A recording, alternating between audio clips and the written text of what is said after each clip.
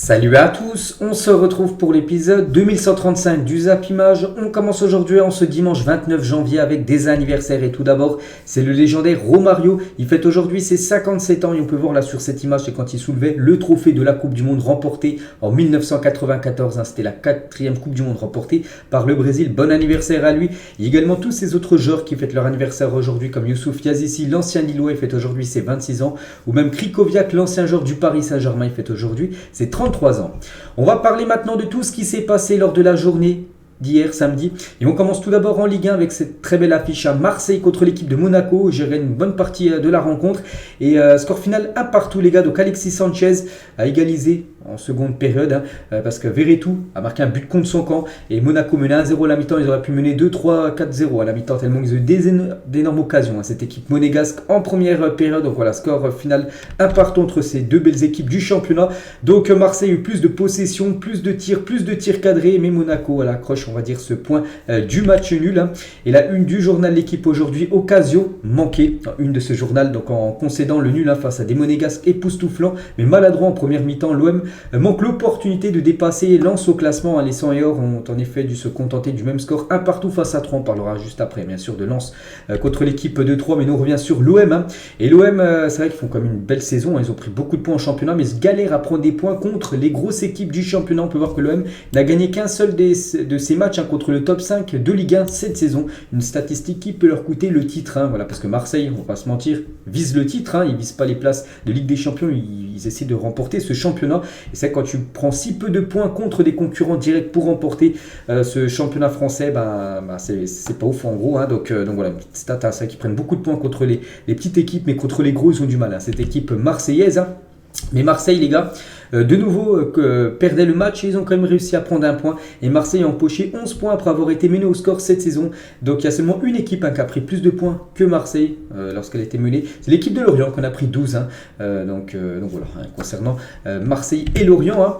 Toujours avec l'OM, donc Igor Tudor, les gars, furieux contre l'arbitrage d'OM Monaco. La plus grande erreur dans le foot que j'ai vue. Donc il a dit à la fin du match concernant la faute sur Kolasinac qu'on va parler. Donc c'est sans doute l'une des plus grosses erreurs de l'assistance vidéo, donc de la VAR. Le fait qu'il tire avant la faute est une explication ridicule. Normalement, c'est carton rouge, c'est incroyable, inacceptable. Donc c'est par rapport à cette action, penalty pour l'OM ou pas selon vous. Donc c'était en seconde période, on peut voir que Kolasinac est en train de tirer. Donc là c'est dans la surface, on peut voir la ligne, c'est pas la ligne en dehors, c'est la ligne juste devant le but, à 5 mètres à peu près du but monégasque. Et en gros, Kolasinac tire et je crois que c'est Maripan, je crois le défenseur de Monaco, il lui enlève bien sûr la cheville, il fait une grosse faute, mais il a tiré avant. Et bien sûr pour les arbitres, ils disent qu'il n'y a pas faute parce qu'il a tiré avant, et pour les dirigeants de l'OM, il y a faute, même si il a tiré avant. Donc pour vous, penalty ou non, n'hésitez pas à mettre tout ça en commentaire. Donc bien sûr, ça a beaucoup fait parler. Donc Igor Tudor était très mécontent. La même chose pour Pablo Longoria qui ne digère pas le penalty non sifflé pour l'OM. Donc il a dit Mamma Mia, à quoi sert la VAR en gros de ne pas siffler un penalty sur cette faute. Vraiment que tout le monde a vu, enfin du côté de Marseille. Toujours sur cette rencontre, donc c'était le 100e match de notre capitaine, donc Valentin Rongier qui a joué son 100e match du côté de cette équipe marseillaise. Quelques notes les gars, donc tout d'abord Matteo Guendouzi et Nubel. Donc Guendouzi, c'est vrai qu'on l'a pratiquement pas vu, note de 3, ce qui équivaut à mauvais match. La même chose pour Nubel, coupable sur le but d'Alexis Sanchez. C'est une frappe de Tavares et en gros il n'arrive pas à la contrôler, ça rebondit devant lui, puis du coup Alexis Sanchez marque, il n'est pas hors jeu. Donc voilà, ces deux joueurs là n'ont pas été bons hier lors de cette rencontre. Dans un vélodrome comme d'habitude avec une ambiance spectaculaire olympique magnifique. Voilà, dans les tribunes du côté du vélodrome hier. Et on peut voir qu'il y avait un supporter. Donc c'est Azdin Ounahi qui est dans les tribunes du vélodrome ce soir pour ce OM Monaco parce que c'est officiel. L'OM annonce un accord de principe pour la signature d'Azdin Ounahi. Voilà, il rejoint l'équipe de Marseille. C'est officiel, il était bien en plus dans les tribunes hier. Donc il est transféré pour 10 millions d'euros. Voilà le très beau coup réalisé quand même par cette équipe Marseille, lui qui était évalué à plus de 25 millions d'euros à la fin de la Coupe du Monde. Donc là ça fait quand même un mois et demi que c'est fini la Coupe du Monde et du coup il a perdu un petit peu en valeur, voilà. Et du coup Marseille arrive à le recruter seulement 10 millions d'euros. Je pense que c'est un gros coup réalisé par les Marseillais. Toujours sur cette rencontre hier, on va parler cette fois-ci de Monaco et ça continue pour Monaco, cette série qui est la plus longue actuellement dans les gros championnats en Europe, on va dire. Donc Monaco a marqué lors de ses 30 derniers matchs de championnat, donc tous les matchs cette saison, plus les matchs de la saison dernière, enfin sur les 30 derniers en gros, ils ont marqué au moins un but et c'est la plus longue série en cours dans le championnat et même dans les gros championnats en Europe. Donc voilà, félicitations bien sûr à cette équipe de l'AS Monaco. Il y avait un autre match hier un peu plus tôt que Marseille-Monaco, c'était entre l'équipe de Troyes et l'équipe de Lens. Score final un partout entre ces deux équipes. On peut voir les stats de la partie, on peut voir quand même que Lens a totalement dominé cette équipe de Troyes. Mais Troyes prend un point très important pour le maintien, une frappe cadrée Troyes et ils ont marqué le but. L'équipe de Lens a plus de 22 tirs, 4 tirs cadrés, un but. Regardez la possession, 73,5% de possession de balle pour Lens les gars, c'est un record. Donc le plus haut total de Lens lors d'un match de l'élite depuis Copta, Jean, donc c'est ceux qui analysent les stats, tout ça, depuis 2006 en gros. C'est la première fois qu'ils ont autant de possession de balle lors d'un match de Ligue 1, cette équipe lensoise. Voilà, c'était à chaque fois eux qui tenaient le ballon, on va dire hier. Et Frank Hens, il a dit à la fin du match, il faut être sérieux, il y avait 15 minutes de temps additionnel sur les matchs pendant la Coupe du Monde. Et il y en a 4 sur un match où il y a 5 changements, des crampes, des blessures, une assistance vidéo. C'est vrai que maintenant, les minutes, on sait qu'il y avait beaucoup de temps additionnel lors de la Coupe du Monde. On sait que ça, c'est pas pareil en championnat. C'est vrai qu'hier, il y a eu beaucoup d'arrêts de jeu et c'est pour ça qu'il n'était pas très content parce que son équipe pouvait revenir. J'ai montré les stats qui dominaient totalement l'équipe de Troyes. Et en gros, il y avait seulement 4 minutes de temps additionnel alors qu'il y a eu beaucoup de changements, des joueurs blessés, des assistances vidéo et il n'était pas très content par rapport à ça. Frank Hens. On peut voir les supporters lensois qui étaient très très chauds du côté de Troyes, donc ils étaient déjà complets dans le parcage visiteur. Ils ont même rempli un peu le parcage des Troyens, voilà, comme d'habitude, un public qui suit souvent bien sûr son équipe, que ce soit à domicile ou à l'extérieur, les supporters lensois. Et côté Estac de Troyes, on va parler de Yasser Laroussi. Donc il a marqué le premier but de sa carrière en Ligue 1, donc on le félicite après son 31e match avec l'équipe de Troyes. Donc voilà, c'est son premier but inscrit. En plus, un but bien sûr qui permet à Troyes de prendre un point. Du coup, le classement après ces 2 matchs, même les 3 matchs, parce que s'il y a aussi le classement après le Lorient-Rennes qui a été joué avant-hier. Du coup, Lens toujours 2e, Marseille 3e, Monaco 4e. Donc voilà, ça bouge pas. Donc le PSG qui joue ce soir peut prendre un sacré creux, 5 points d'avance sur l'équipe de Lens si le PSG s'impose à domicile contre l'équipe de Reims. Donc voilà le programme aujourd'hui là à 13h. Dans quelques minutes, il y aura Nice contre l'équipe de Lille, multiplex à 15h. Auxerre contre Montpellier, il y aura Brest-Angers, Clermont-Nantes, Strasbourg-Toulouse à 17h05. Il y aura Ajaccio contre l'équipe de Lyon et ce soir 20h45 le Paris Saint-Germain contre l'équipe de Reims. On parlera de tous ces autres résultats dans l'édition de demain. Et concernant le match du PSG, on peut voir le groupe du PSG pour affronter Reims. Donc à noter le retour de Marco Verratti, lui qui est blessé depuis quasiment fin d'année, je crois fin décembre. Donc il est de retour, Marco Verratti. C'est de bonne augure, surtout avant le match contre le Bayern qui est prévu dans moins de 3 semaines. Et concernant Kimpembe, Mukele, ils ne sont pas là, ainsi que Nuno Mendes qui était revenu de blessure, il n'est pas là. Le latéral portugais venait tout juste de revenir de blessure et on peut voir qu'il est forfait parce que son nom n'est pas inscrit dans la liste des joueurs convoqués pour ce soir. Concernant Neymar, Mbappé, Messi, bien sûr ils sont là, ils devraient même les 3 commencer titulaires. On va parler rapidement de la Ligue 2, on va parler surtout d'un match, c'était à 15h hier entre l'AS Saint-Etienne et l'équipe de Sochaux. Et c'est Sochaux qui s'impose 3-2 du côté de l'AS Saint-Etienne. Les Verts concèdent une défaite très amère alors qu'ils menaient au score jusqu'à la 89e minute. C'est vrai que voilà, l'AS Saint-Etienne menait à la 88e minute. Les gars, il y avait toujours 2-1 pour eux et ils ont perdu le match 6 minutes après. Donc à la 90 plus 5 minutes, ils perdaient le match 3-2. Ils ont pris 2 buts coup sur coup. Et du coup, c'est Sochaux les gars qui prend les 3 points. L'AS Saint-Etienne du coup prend 0 points. L'AS Saint-Etienne reste à la 18e place de ce classement de Ligue 2. Donc voilà, contre-performance totale bien sûr pour les Verts. On peut voir tous les autres résultats. On peut voir le leader du Havre qui a fait un partout du côté de Amiens, ou Bordeaux les gars qui a mis une belle correction à l'équipe de Dijon, 3-0. Donc ça bouge pas en tête. Donc toujours le Havre 43 points, Bordeaux deuxième 36 points et Sochaux avec cette victoire reviennent à 3 points des Bordelais. N'oubliez pas, il y a seulement les 2 premiers qui montent. Il n'y aura pas de play-off pour monter la saison prochaine en Ligue 1. Et concernant Rodez, Nîmes, Saint-Etienne et Niort, pour l'instant ce seraient ces 4 équipes là qui joueraient la saison prochaine en National 1. Direction l'Angleterre, on va pas, et c'était pas de la première ligue, c'était de la FA Cup, donc en gros la coupe anglaise. Et on commence tout d'abord avec Manchester United qui jouait contre Reading, donc une équipe de division inférieure, et sans souci à Manchester passe ce tour et voilà, se qualifie pour le tour suivant. Donc une victoire 3-1. Donc les 2 buteurs, c'est des buteurs brésiliens. Donc Fred un but et surtout Casemiro un doublé pour Casemiro. Déjà on peut voir les stats. Voilà, c'est un match à sens unique bien sûr pour Manchester United. Plus de 78% de possession de balle à 25 tirs, 6 tirs cadrés, 3 buts. Donc voilà, il n'y a pas eu de souci pour eux. Ils se qualifient logiquement, on peut dire. Et Casemiro les gars, Papuga qui signe un doublé en 4 minutes avec Manchester United à la 54e et 58e minute. Voilà, en l'espace de 4 minutes, il inscrit 2 buts. Voilà, le score après était plié pour cette équipe des Red Devils. Et toujours avec Casemiro lors de ses 9 derniers matchs avec Manchester, toute compétition confondue, c'est plutôt pas mal. Donc 3 buts, dont 2 hier et 4 passes décisives. Donc pourtant, il joue milieu de terrain. Donc il avait eu un peu de mal au tout début de son arrivée du côté de Manchester parce que déjà il jouait pas trop. Et maintenant, voilà, c'est vraiment un élément ultra important, que ça a été le cas, on sait, du côté du Real il y a quelques années. Et maintenant, la même chose du côté de Manchester United. Juste le point noir, on peut dire, du côté des Red Devils, c'est la sortie sur blessure de Christian Eriksen, parce qu'on peut voir qu'il est sorti en béquille, Christian Eriksen. Donc voilà, ça c'est pas bon bien sûr pour la suite de la saison. On va parler de Tottenham aussi, qui jouait en FA Cup hier. C'était du côté, c'est qui cette équipe? C'est Preston aussi, une équipe de division inférieure, sans souci pour Tottenham. Ça passe une victoire 3-0 de Hugminson, un doublé, dont un magnifique but de Hugminson. Et un but aussi de Danjuma, la nouvelle recrue, a déjà été buteur. Donc voilà les stats de la partie. Donc premier match et premier but de Danjuma avec Tottenham, ce joueur qui a quitté Villarreal il y a quelques jours. Donc il a joué hier et il a marqué son premier but dans son nouveau club de Tottenham. Et le but de Hugminson, je vous l'ai dit, déjà il marque du pied gauche, son pied où il est le moins fort parce que normalement il est droitier, et une grosse frappe là où il tire en dehors de la surface de réparation, donc ça part en pleine lucarne, un magnifique but de Hugminson qui a même mis un doublé. Sinon on peut voir tous les autres résultats de la FA Cup en grosse équipe. Je peux voir par exemple que Leicester s'est imposé 1-0. Il y avait qui d'autre en grosse équipe qui a joué? C'est vrai qu'il n'y avait pas de grosse équipe qu'on jouait, parce que sinon les autres sont déjà, il y en a pas mal qui sont déjà éliminés. Bon, on sait que City s'est imposé 1-0 contre Arsenal, c'était avant-hier, et le programme aujourd'hui par exemple, Liverpool joue cet après-midi contre Brighton à 14h30 pour la suite tout simplement de cette FA Cup.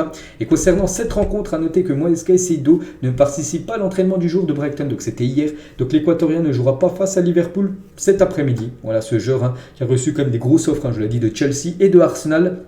Il a refusé ses offres, après peut-être pour être transféré, mais pas que le mercato, ça ferme après-demain, minuit, et du coup il ne jouera pas cet après-midi. S'il ne joue pas, c'est peut-être qu'il est peut-être en instance tout simplement de départ, on verra.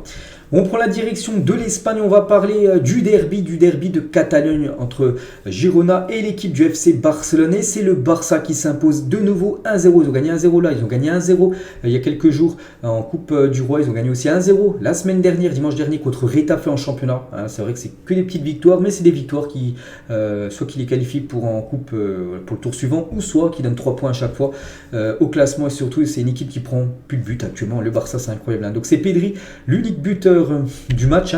Donc les stats de la partie, donc ça a été un match compliqué. On peut voir qu'ils ont un peu plus de possession de balle, mais les tirs, regardez, c'est 8 tirs pour les deux équipes, 2 tirs cadrés pour Girona et 3 tirs pour le FC Barcelone. Donc voilà, ça c'est joué à rien, ça a pu tourner en faveur de Girona, mais ça a tourné en faveur du leader du FC Barcelone. Et l'excellent début d'année du Barça a vaincu toute compétition confondue, donc depuis début janvier. Donc ils ont déjà joué 8 matchs, donc pour 7 victoires et un nul. Le nul en gros, c'était le premier match, souvenez-vous, c'était contre l'Espagnol Barcelone, où ils avaient, je crois, procédé le match nul en plus, c'était fait égaliser un partout, et sinon ils ont tout gagné depuis, donc ils ont même gagné en plus un trophée, la Super Coupe d'Espagne. Donc tout va bien actuellement du côté du club blaugrana. Et on peut voir les unes. Par exemple, il y a de Mundo Deportivo, Pedri, voilà en gros, l'unique buteur du match. Voilà en gros, avec bien sûr une photo de lui. Il y a la même chose d'après le journal Sport. Donc Centenario Feliz. Donc voilà, pourquoi Centenario? Parce que ça veut dire 100. Parce que hier, il a joué déjà son 100e match avec le Barça. Les gars, c'est incroyable. Pedri, il a seulement 20 ans et déjà 100 matchs avec le FC Barcelone. Donc à seulement 20 ans et 2 mois, Pedri dispute déjà son 100e match avec le Barça. À titre de comparaison, Léo Messi avait 20 ans et 8 mois lorsqu'il a atteint ce cap des 100 matchs avec le Barça. Donc lui, il a atteint ce cap 6 mois plus tôt que le légendaire Léo Messi. Voilà, pour comparer bien sûr avec la Pulga. Et à seulement 20 ans de Pedri, j'ai dit, il a joué son 100e match. Et bon, là c'était avant le match, donc 14 buts, donc du coup 15 buts vu qu'il a été buteur hier. Donc 100 matchs, 15 buts et 7 passes D pour le joueur Pedri du côté du FC Barcelone. Et on peut voir qu'à la fin du match, il a reçu son maillot, voilà, des 100, Pedri 100, par rapport à ces 100 parties qu'il a déjà faites avec son club du FC Barcelone. Donc il a commencé remplaçant Pedri, les gars, parce qu'il a remplacé Ousmane Dembélé à la 25e minute. Pourquoi? Parce que Dembélé était mauvais, c'est pour ça qu'il a été remplacé. Mais non les gars, c'est juste parce que Il est blessé, Ousmane Dembélé, ça c'est une énorme désillusion, un énorme coup dur on peut dire pour le FC Barcelone, surtout que Dembélé actuellement c'est l'homme fort du FC Barcelone et s'est blessé à la 25e minute. Du coup on ne sait pas encore ce qu'il a, vu qu'il va passer des tests aujourd'hui, mais ça sent pas bon pour Ousmane Dembélé. Donc le Barça est inquiet concernant la blessure du français. Les tests médicaux auront lieu aujourd'hui, donc certainement voilà, dans l'après-midi on connaîtra combien de temps il sera indisponible. N'oubliez pas que là le Barça va jouer un match tous les 3 jours, enfin là ils enchaînent les matchs tous les 3 jours, puis il y a ce match contre Manchester United prévu dans à peu près 2 semaines. Il y a de fortes chances qu'il soit forfait pour le match aller, Ousmane Dembélé. Donc Dembélé blessé au quadriceps et manquera le match aller de Ligue Europa contre Manchester United. Donc voilà, ce sera certainement trop juste pour lui pour revenir, vu que là c'est pas blessé sur un coup, c'est blessé musculaire. Donc musculaire c'est toujours un peu plus compliqué à revenir. Donc voilà, ça sent pas bon pour Dembélé. On lui souhaite bien sûr bon rétablissement, parce que ça faisait longtemps qu'il n'avait pas été blessé. Et la dernière blessure de Dembélé lors d'un match officiel avec le Barça remontait à novembre 2019. Souvenez-vous, de 2017 à 2019, il se blessait énormément lors de ses premières années du côté du Barça. Puis après, il a changé peut-être son hygiène de vie. Il s'entraînait mieux, beaucoup plus sérieux dans son football. Et il se blessait plus. Puis là, il s'est reblessé. Donc voilà, bien sûr, on lui envoie beaucoup de force par rapport à sa blessure, parce que c'est toujours un moment difficile. Donc voilà, on espère que ça soit pas trop grave pour Ousmane Dembélé. On continue avec la Liga. Il y a aussi le FC Séville contre Elche et Séville. Les gars réagissent un petit peu en championnat. Eux qui étaient avant-dernier là il y a quelques jours. Donc ils ont gagné 3-0. Donc on peut voir totalement dominé cette équipe de Elche qu'après un rouge. Donc plus de 81% de possession de balle pour le FC Séville qui mérite totalement bien sûr sa victoire. Ça passe aussi pour l'autre club de Séville, le Betis Séville, qui s'est imposé 1-0 du côté de Retafe pour cette rencontre de Liga. La même chose pour Cadix qui s'est imposé 2-0 contre l'équipe de Majorque. Du coup le classement après les affiches d'hier. Donc le Barça conforte sa première place. Donc ils ont 6 points d'avance sur le Real Madrid. Le Real Madrid joue ce soir. En plus le Real joue contre la Real Sociedad, le deuxième contre le troisième. Donc voilà, le Real Madrid devra absolument prendre les 3 points. Enfin prendre les 3 points, sinon le Barça se décroche en gros. Donc Villarreal toujours à la 4e position. Tiens, concernant le FC Séville, qui je dis c'était 19e là, il y a quelques journées, je crois qu'ils ont enchaîné 2 victoires d'affilée. Et maintenant ils sont 13e au classement. Ça va bien mieux pour l'équipe du FC Séville. Et le programme aujourd'hui les gars, Valladolid, Valence, Osasuna, Atlético Madrid à 16h15, le Celta contre Bilbao et le Real Madrid contre la Real Sociedad ce soir à 21h, et ça fait les unes bien sûr des journaux madrilènes, donc la une journal As, duel de Real, voilà, Real Madrid contre la Real Sociedad, et on peut voir aussi duel Real en une journal Marca, cette fois-ci Viña contre Kubo, l'ancien joueur du Real Madrid qui va affronter bien sûr son ancien club.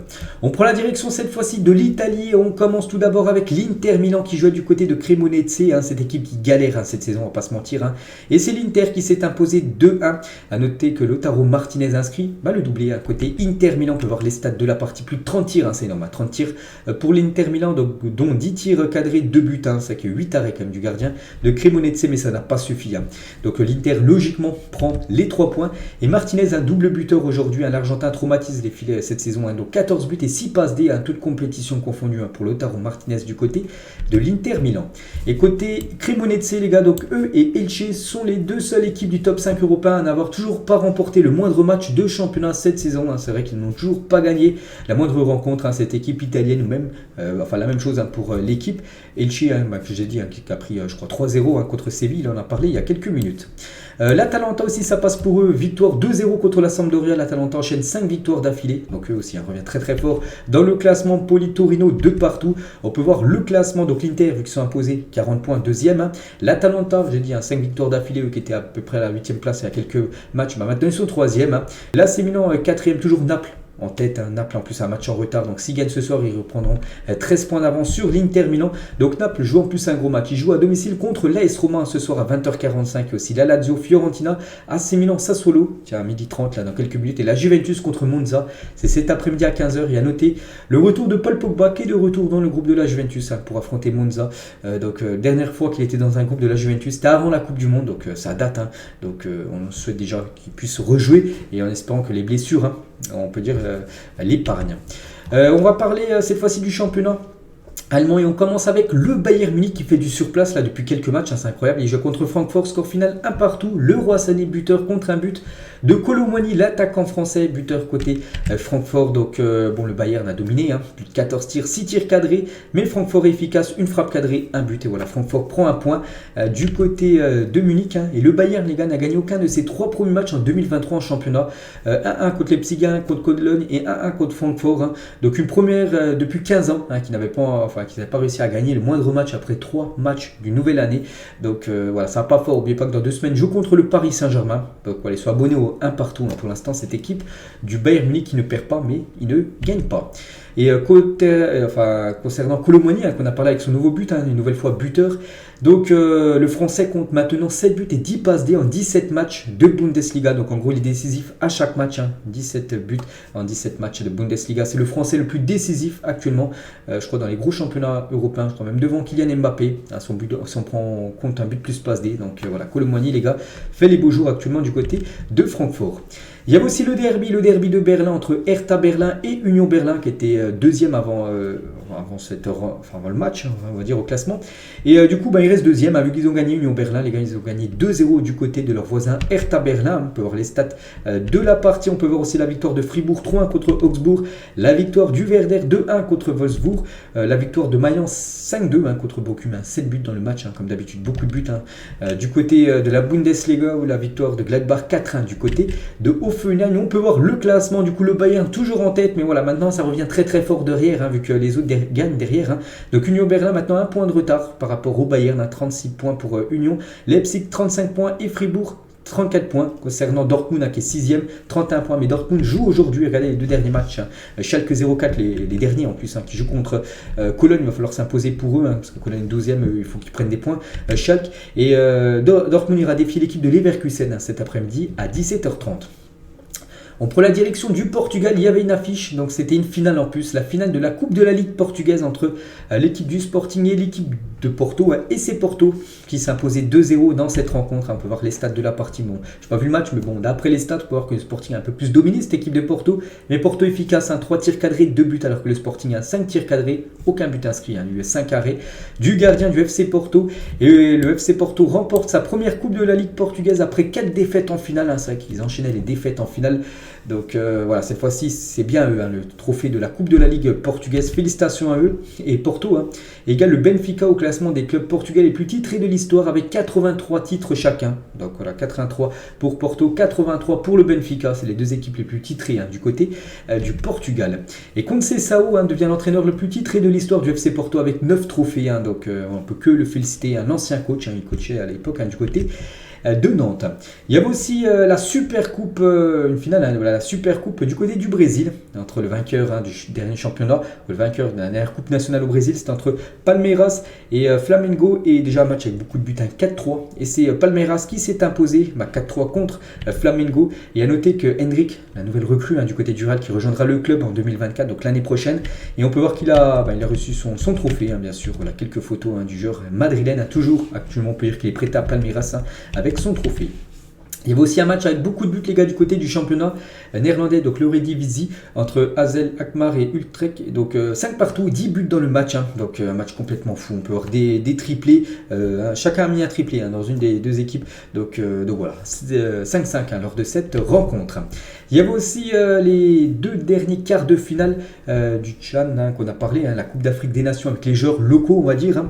Donc il y avait le Niger contre le Ghana, c'est le Niger qui se qualifie pour les demi-finales avec une victoire 2-0. On peut voir les stats de la partie. Et l'autre, le dernier quart de finale, c'est entre Madagascar et la Mozambique. Et c'est Madagascar, hein, qui se sont imposés 3-1 contre Mozambique. On peut voir aussi les résultats, les stats, hein, voilà, de cette rencontre. Et du coup, le tableau final, hein, voilà les demi-finales, donc l'Algérie contre le Niger et le Sénégal contre Madagascar. Ça peut faire, je sais pas, tiens, on pif, hein, Algérie-Sénégal en finale, hein, de cette compétition.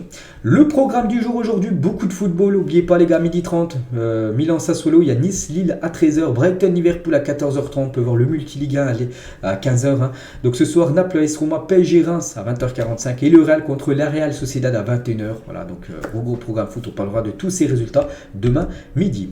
On va parler un petit peu info mercato et tout d'abord officiel, Romain Fèvre est prêté au FC Lorient jusqu'au 30 juin 2023 pour un montant de 1 million d'euros. Le prêt ne contient pas d'option d'achat, ça y est, c'est officiel les gars, c'est signé, on en parlait depuis quelques jours. Donc voilà, c'est acté parce qu'on a pu voir sur le Twitter officiel du FC Lorient. Donc Bamba Dieng, on sait qu'arrivé, plus le visage de Romain Fèvre. Donc voilà, deux recrues très intéressantes du côté de Lorient. N'oubliez pas que la fin du mercato, c'est après-demain minuit, c'est pour ça qu'il y a de plus en plus d'infos, on va dire, officielles. Ça aussi c'est officiel, Morgan Schneiderlin est prêté 6 mois au Western Sydney par l'OGC Nice, voilà. Cet ancien joueur qui évoluait, je crois, Everton à l'époque, ou même il avait évolué, je crois, Manchester United. Donc il rejoint le championnat australien. Bonne chance à lui pour les 6 prochains mois. Lamine Fomba, donc 25 ans, vient de s'engager avec l'AS Saint-Etienne jusqu'en 2025. Un 6e recrue de ce mercato hivernal pour les Verts qui essayent de recruter énormément pour avoir... essayer de se maintenir, on va dire, dans cette Ligue 2. Et nouvelle recrue du côté des Verts.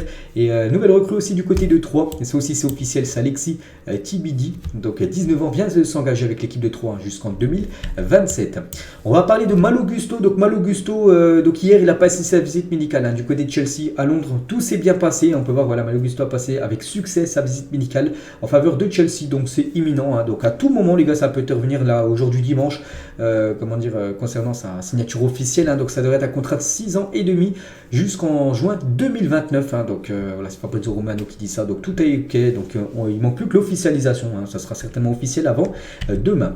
Lui aussi les gars, c'est officiel. Enfin c'est quasiment officiel. Voilà, on va dire plutôt. C'est Tété à Leicester, c'est fait. L'ailier brésilien d'ailleurs quitté Lyon ce matin. Il a pris l'avion avec son agent direction Leicester pour aller signer son contrat. Donc les Fox se sont entendus avec le Shakhtar, parce qu'il appartenait au Shakhtar, pas à Lyon, pour un transfert avoisinant les 20 millions d'euros. Donc Lyon pourrait recevoir une compensation financière, vu que normalement il devait être prêté jusqu'à Lyon jusqu'à la fin de la saison, et vu qu'il quitte Lyon, donc Lyon devrait recevoir quand même une petite somme par rapport à son transfert. Et on peut voir que Tété a remercié Lyon dans sa story Instagram, un départ imminent vers Leicester. Donc il a mis merci Lyon, pour vous dire voilà, que c'est pas encore officiel, mais voilà, c'est fait, on va dire à 99,9%. Lui devra arriver du côté de Lyon, c'est que quelques départs, Romain Fèvre, on a parlé aussi de Tété, il faut bien sûr des renforts. Et officiel, Lyon annonce que des négociations ont été entamées avec Botafogo pour le prêt avec option d'achat de Jefinho, on l'a ce joueur. Et normalement demain, lundi, il va passer sa visite médicale, ce joueur que je connais pas du tout, mais voilà, il devrait être un nouveau joueur de l'équipe de Lyon là, dans les prochaines heures. Lui aussi devrait débarquer du côté de Lyon, certainement aujourd'hui. Donc Wilson Isidore est attendu demain, donc c'était une photo d'hier, donc aujourd'hui, il est attendu aujourd'hui pour finaliser son arrivée. Il s'agit d'un prêt avec option d'achat, donc c'est un attaquant français, un jeune attaquant, il a seulement 21 ans, du Lokomotiv Moscou, et devrait débarquer aujourd'hui du côté de l'Olympique lyonnais. Donc c'est un numéro 9, donc voilà, nouveau joueur du côté de Lyon, là, ça va être fait là dans quelques heures. Et lui aussi les gars devrait être aussi un nouveau joueur de Lyon, c'est donc Ferry Deshan, donc directeur technique d'Ereven, a confirmé le transfert d'Amin Sarr à Lyon contre 13 millions d'euros. Donc voilà, le directeur sportif, on va dire, de cette équipe a confirmé que ce joueur va quitter l'équipe pour rejoindre Lyon. Donc ça aussi, ça devrait être fait dans la journée. Lui, il refuse de signer à Lyon, les gars, c'est Elias Skiri. Donc c'est un joueur tunisien, donc il refuse en gros de venir à Lyon. Donc il reste du côté de Cologne jusqu'à la fin de la saison. Donc date de la fin de son contrat actuel. Donc il pourra quitter le club libre l'été prochain. Des nouvelles de Keylor Navas, le PSG négocie avec Nottingham Forest concernant Keylor Navas. Les deux clubs tentent de trouver la meilleure formule. Il pourrait s'agir d'un prêt concernant Keylor Navas. Donc voilà, il devrait aller du côté de Nottingham. Et j'ai même vu une info que le PSG devrait prendre encore une bonne partie du salaire, comme ce qu'ils font avec Icardi. Le PSG paye quand même 90% du salaire d'Icardi alors qu'il joue au Galatasaray. Ça pourrait être la même chose concernant Keylor Navas qui devrait partir du côté de Nottingham Forest. Du côté des arrivées et le RB Go de Fabrizio Romano, c'est Milan Skriniar, le défenseur de l'Inter Milan du côté du PSG. C'est quasiment fait. Donc le défenseur arrivera l'été prochain. Après, le PSG pousse pour essayer de le faire venir dès janvier. Mais l'Inter Milan réclame 20 millions d'euros. Donc voilà, il y a déjà un accord entre Skriniar et le PSG. Après, c'est un accord pour l'été prochain. Mais voilà, le PSG aimerait l'avoir dès cet hiver. Donc voilà, concernant la situation de Milan Skriniar. Toujours avec le Paris Saint-Germain, donc Malcolm intéresse bien le PSG, c'est Fabrizio Romano qui dit donc qu'il devrait passer à l'action très prochainement. En gros, il faut trouver le remplaçant de Sarabia. Ryan Cherki du côté de Lyon, il le bloque, ils ne peuvent pas le laisser partir. Et du coup, ça devrait bien être Malcolm qui devrait être, il y aura des contacts, tout ça, et ça devrait être un nouveau joueur du PSG avant mardi. Concernant un départ, les gars, du côté de Paris, les gars, le PSG va prêter Emen Kari. Donc Kari cet hiver. Hein. Donc Lorient est en pole position pour l'accueillir. Voilà, ce jeune joueur, hein, c'est un joueur de l'équipe B, on va dire de l'équipe réserve, hein, de U19. Il devrait prendre la direction de Lorient qui devrait encore accueillir un nouveau joueur. Hein. C'est vrai que Lorient a été très actif sur ce mercato. Pape Gay, les gars, du côté de Marseille, hein, serait sur le départ. Le dossier est très chaud. Ça serait pour un transfert à l'étranger plutôt qu'en Ligue 1. On peut voir deux clubs, hein, voilà, qui sortent du lot. Donc Stuttgart et le FC Séville, hein, sont à la lutte pour s'attacher les services, hein, du milieu sénégalais qui joue très peu actuellement du côté de Marseille.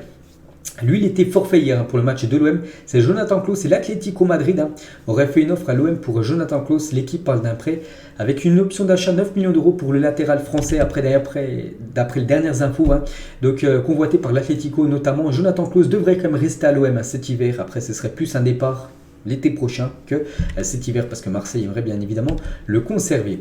Lui devrait quitter l'équipe de Marseille. Il était déjà prêté à, je crois que c'était Retafe lors de la première partie de saison. Il a très peu joué donc il est revenu de son prêt et il devrait être prêté cette fois-ci à Brest. Hein. C'est Jordan Amavi, donc l'OM et Brest échangent sur les conditions du prêt. On va parler d'un ancien Marseillais, c'est Florian Thauvin, hein, qui est actuellement libre, hein, vu que son contrat a été résilié avec son équipe des Tigres, hein, son ex-club. Hein. C'est l'Olympiakos et Udinese, hein, qui sont intéressés par Florian Thauvin, l'ancien Marseillais. Le club grec a un temps d'avance pour le moment. Donc pour l'instant, il se dirigerait vers du côté de l'Olympiakos, hein, Florian Thauvin, pour poursuivre sa carrière. Massimiliano Allegri, donc le coach, hein, de la Juventus, a confirmé que Weston McKennie était sur le point de s'engager avec Leeds United. Hein. C'est pour ça que même qu'il ne devrait même pas jouer aujourd'hui, hein, contre l'équipe de Monza. Donc ça devrait, en plus il y a le Erwigo, hein, de Fabrizio Romano. Donc ça devrait être un prêt payant estimé à 1,2 million d'euros avec une option d'achat de 33 millions d'euros. Il devrait prendre la direction de Leeds United. Concernant Andy Delors, donc le FC Nantes aurait trouvé un accord avec Nice pour la venue d'Andy Delors selon Ouest France. Il devrait s'engager sous la forme d'un prêt avec option d'achat obligatoire. Hein. C'est vrai qu'on se souvient la semaine dernière qu'il séchait les entraînements pour pousser, forcer on va dire son départ et devrait bien rejoindre l'équipe, hein, du FC Nantes avant mardi minuit. Et on finit les gars cet épisode aujourd'hui, pas de question de fin, juste une photo de Kim Kardashian, vous savez cette influenceuse américaine, hein. Et on peut voir hier elle a été photographiée dans les rues de Los Angeles avec le maillot de l'AS Roma version 1997-1998, voilà, peut-être une grande supportrice, hein, de l'équipe de l'AS Roma avec ce maillot mythique, hein, à l'époque, hein, de l'AS Roma que Francesco Totti bien sûr a porté il y a quelques années. Donc voilà les gars, la fin de cet épisode, j'espère que ça vous a plu. On se retrouve demain midi, je ne ferai pas d'épisode ce soir, on se retrouve demain midi, on parlera de tout ce qui s'est passé aujourd'hui niveau résultat et aussi bien sûr de tous les transferts, hein, voilà, qu'il y a, parce que plus ça approche la date de la fin de mercato, plus il se passe des choses sur le mercato. Et moi je vous laisse, bon dimanche à vous et à demain.